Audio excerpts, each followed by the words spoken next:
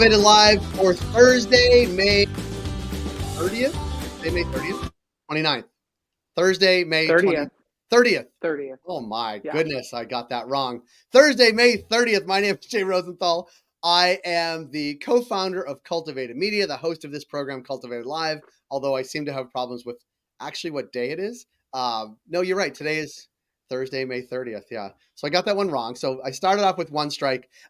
Since we launched Cultivated, our goal has been to be cannabis industry first, providing you, our viewers and readers, with the most important, insightful, useful, and timely information. We do that through our daily newsletter at Cultivated Daily. We do that through this daily live stream, Cultivated Live. And today we're actually streaming through my, Twitter, plus YouTube, plus LinkedIn. So follow us on all of those things. Follow us on LinkedIn, subscribe on YouTube, get our daily newsletter to your inbox. It's all in the show notes. And you can also find me sometimes on Twitter. That's how people are seeing us right now. On Krista, X. as always on You're Thursdays, really having a hard time keeping up. I know shit. On Thursdays, we check in with you, Krista Raymer from Vitrina, to talk all things cannabis retail. I saw you posted something this week, and I want to get more details. And I want to make sure I get the right, although I know I'm going to use the wrong words because I used the wrong words already today. Price psychology, the psychology behind pricing. I don't know. I read your LinkedIn. People mention it to me. There's a difference between 10%, 20%, 30%. What was that post all about? Yeah, I think when we are looking at things like discounts, promotions, and the way that products are priced in store, there is number psychology, which influences the way that your customers perceive those prices. So there would be number psychology in the way that you price something and that number and how it shows up either on your digital menu or in store, as well as the way that you run promotions. And so this week, we were actually talking about the fact that customers focus on the first digit in a number. And so when you offer something at 10% off, 15% off, 20% off, they're paying attention to either the one or the two in those examples. And so if you offer 10% off or 15% off, actually the perceived value is almost the same.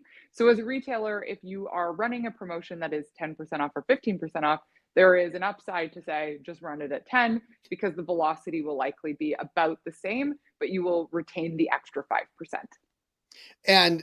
But going to 20% may increase velocity, but I imagine that you're going to tell me if that's true or not, but there's also, from an operations perspective and from a profitability perspective, you could drive velocity by giving 60% off, but is there a sweet spot where you're like, we want to get this much profit on each thing, but we also want to move the velocity this level? Like, what is that?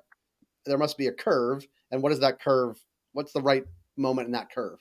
Yeah, there's totally a curve. I think the greatest example that most people are probably aware of is like McDonald's French fry pricing. It's like, what's the price that they can list the product at that will increase the velocity? And they're actually just going to make money because of the number of units that it's moving, as opposed to making money off of the product itself. So when we look at like cannabis retail, there are a couple different ways to which you might run a promotion. A promotion would be something where we are maybe saying like this weekend only 10% off. It is a limited time stamp and also is adding value to the interaction. Markdown is when we're actually lowering the price to try and get it out. So it's important to differentiate what the difference and the intention is of the promotion before we even decide what format it should show up. So if we're trying to get a product out, we need to get the product out as quickly as possible. And so we want to reach for velocity. So a higher discount percentage, for example, will support something like that. Whereas if we're running a promotion, we want to hit the balance of running this sale profitably. What we've noticed when we look at kind of transactional data across the US and Canada is that 20% seems to be the tipping point. Now, 20% usually is the thing that will like change a customer's behavior as well. So from a number psychology perspective, it's important because it's one, the first thing that will like get a customer to do something they weren't anticipating to do. And then two, it actually is a sweet spot in terms of where we can see a velocity increase as well as some level of margin retention without creating complete margin erosion and seeing maybe mass velocity, but it doesn't offset. So 20% seems to be, as a benchmark, not necessarily as a perfect rule in all scenarios, but as a benchmark, a good place to sit. And so what that looks like is that you actually see larger basket sizes attributed with 20% off than 30% off. And so there is this case, and I watch like the way that dispensaries are running promotions or like 40% off this weekend, and maybe it has like exclusions applied here.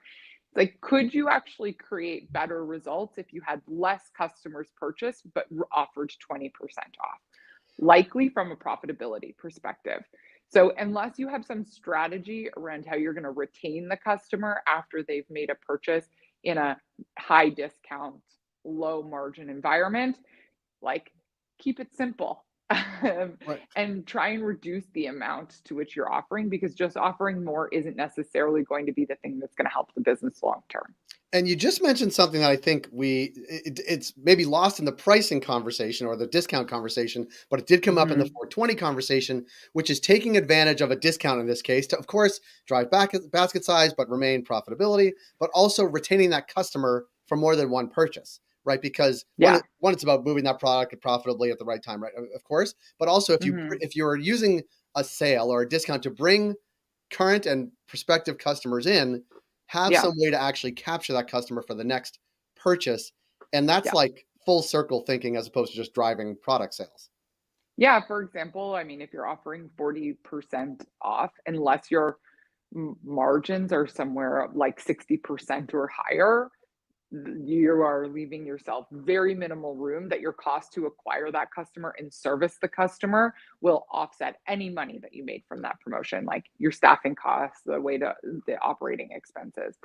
So the answer is, like, you need to be paying attention to how these sales are happening and what level of profitability is being associated with these discounts. And so from a timeline perspective, it's important to look at like total time spent with that activation and then how you keep that customer engaged.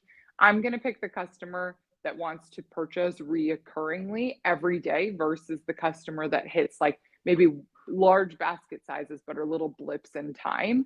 We want to create a ritual in the customer purchasing behavior because that's going to create the most sustainable revenue from a retail perspective, especially in an environment like cannabis where we're talking about high transaction frequency, as opposed to if you were in maybe traditional fashion apparel retail where you're talking about like one, two, maybe three transactions a year.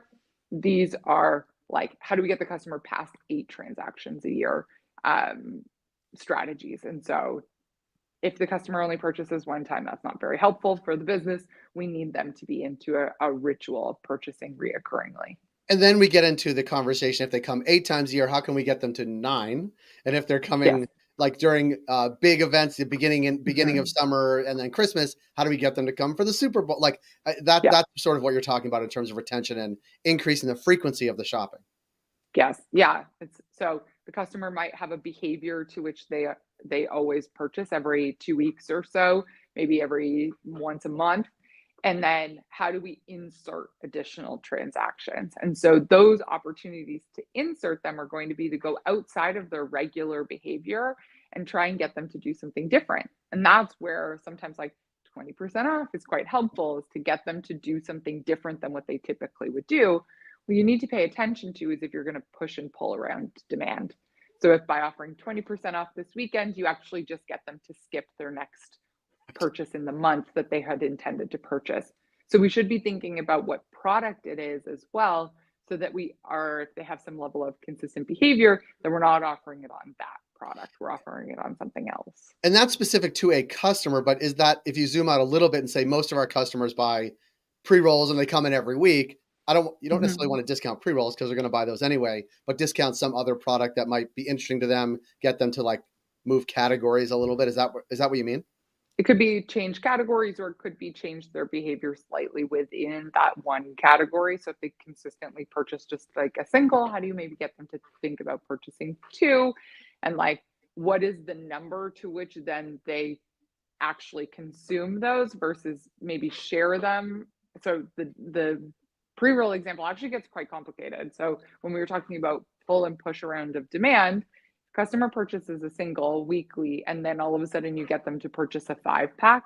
Do you actually just push them out of the store for 2 or 3 Right, purchases? right. And like, what's the threshold to which you can get them to purchase maybe a bigger quantity product without pushing them out of the store for more time. And this is like my big concern all the time when we look at deals like 10 vape carts for, $100, is that's a You may never very see that specific person again. that's a very specific customer behavior. Doesn't suit everybody. It's not to say that that promo doesn't work, because it's shown to be very effective in moving units and velocity in places like, for example, Michigan. But who is accessing those deals and when is really important. And that's the difference, is to say not just like that we would never do that promo, but maybe we might do that promo, but when does it get activated and why? Yeah. As always, this is super helpful. You also had another post, which we're going to talk about, I think, next week, but not this week. But Okay. I want to tease it so people follow you on LinkedIn, both you personally, your team, and Vitrina as a company. I think the line that I liked most was like retail, death by 1,000 cuts and retail. Yeah. Give us a Yeah. little preview of what that is so people tune in next week. And also, I just put up a little crawl. Like, you can find all the conversations I've ever had with Krista on our YouTube channel. So go there, find that. You can probably even search Krista Raymer and Cultivated, and you'll find all of these. But give us a little hint of sort of what Death by 1,000 Cuts on Retail will be about when we'll talk about it next week. I think there is a culture and phenomenon in traditional retail that like you get burnt out as a store manager. And I think the industry is becoming aware of what that looks like now. Outside of just burnout of like the pace of this industry, but what it looks like to be a manager. And one of the things that shows up a lot is that we might have the operating skills to facilitate management. Like we know how to reach compliance, we know how to run inventory reports. But what doesn't get accounted for is things like the emotional labor of like leading a team and Yeah. setting direction. And that's where training becomes a really important part. And when we talk about support, everybody's like, I'm a manager, I need more support. But like, what does that support really look like are two different things. And so we can talk about that next week. Let's talk about it next week. But in the meantime, if you are watching this, you can hold on. I'm going to wait for it to scroll right by me. Go to our YouTube channel right here, youtube.com/Cultivated Media. That'll be helpful. Krista, as always, I appreciate talking to you. I appreciate you and the team and the work you guys do. It's super important to the industry. We are grateful that you spend time every Thursday morning with us. We will see you next Thursday morning. And tomorrow morning at 10 a.m., we'll obviously be having this live stream, Cultivated Live, and we'll be joined by LJ Dawson. She's the editor-in-chief of the Outlaw Report, which is a newsletter and a publication that is based in DC that covers Maryland, DC, and Virginia. And in those places, they actually call it the DMV, like the whole area, the DMV, which is also the Department of Motor Vehicles. So don't think about it as the Department of Motor Vehicles. Think about it as a much nicer part of the U.S., DC, Maryland, and Virginia. DC has an interesting cannabis market. Maryland is fully legal, but also with the big medical market. And Virginia has medical. They passed legalization, but it didn't actually get the governor's signature. So 3 different markets, all in some phase of legalization. So it'll be great to connect with LJ Dawson, the editor-in-chief of the Outlaw Report. And as always, Krista, thank you for making time. We'll see you next week. Thanks, Jay. Thank you, everybody, for watching. That was Krista Raymer from Vitrina Group. I'm Jay Rosenthal from Cultivated Media. Find us on cultivated.news. Thanks, everybody.